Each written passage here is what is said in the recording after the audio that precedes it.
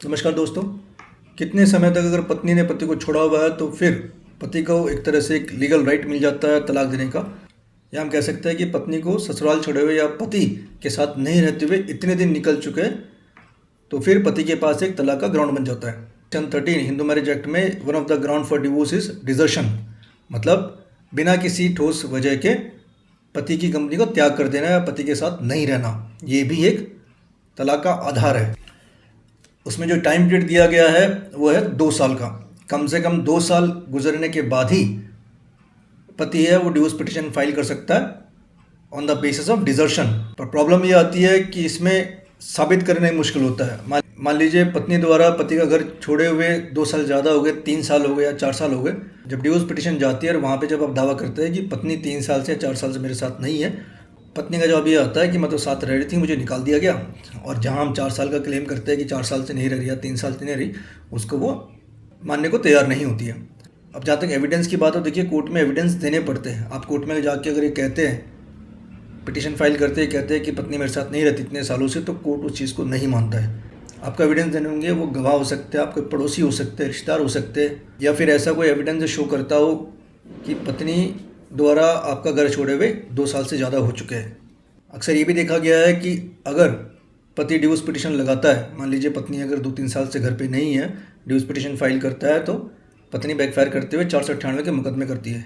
या फिर पति, मान लीजिए पति ने डिवोर्स पिटिशन नहीं लगाई, पत्नी 3 साल से अपने पियर बैठी और वहाँ से उसने 498 की मुकदमा लगा दिया, तो उसने जो 498 का मुकदमा किया उस पिटिशन को ध्यान से देखिए, उसने लास्ट तारीख क्या बताई है आपके साथ रहने की।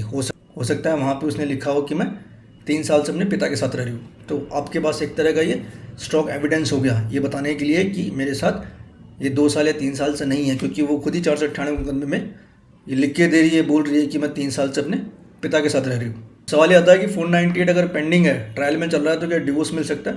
देखिए ऐसा बहुत सा जजमेंट है जहाँ पे 498 पेंडिंग होते हुए भी डिवोर्स मिला है। 498 एक अलग तरह का मुकदमा है, एक तरह का क्रिमिनल प्रोसीडिंग है, जबकि आपका डिवोर्स है वो 498 इधर क्रिमिनल प्रोसीडिंग नहीं है, दोनों अलग तरह के मुकदमे हैं। तो अगर आपको ऐसा कन्फ्यूज़न हो कि 498 का ट्रायल चलते हुए डिवोर्स नहीं मिलेगा, तो ऐसा नहीं है, पर आपको ग्राउंड स्ट्रॉन्ग बनाने पड़ेंगे।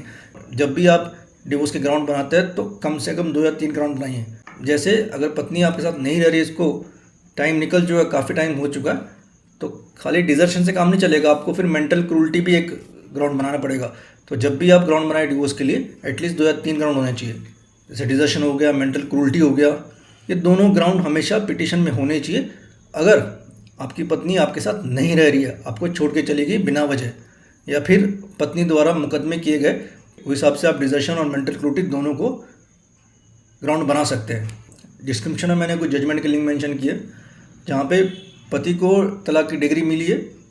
498 का जो केस था वो ट्रायल पे था, पेंडिंग था, लेकिन फिर भी हस्बैंड को डिवोर्स डिग्री मिली है। तो हमेशा याद रखिए, जब भी अगर आप डिवोर्स पिटिशन पहले फाइल करते हैं तो आपको ग्राउंड स्ट्रॉन्ग बनाने होंगे। खाली एक ग्राउंड कभी मत बनाइए, हमेशा 2 या 3 ग्राउंड होने चाहिए।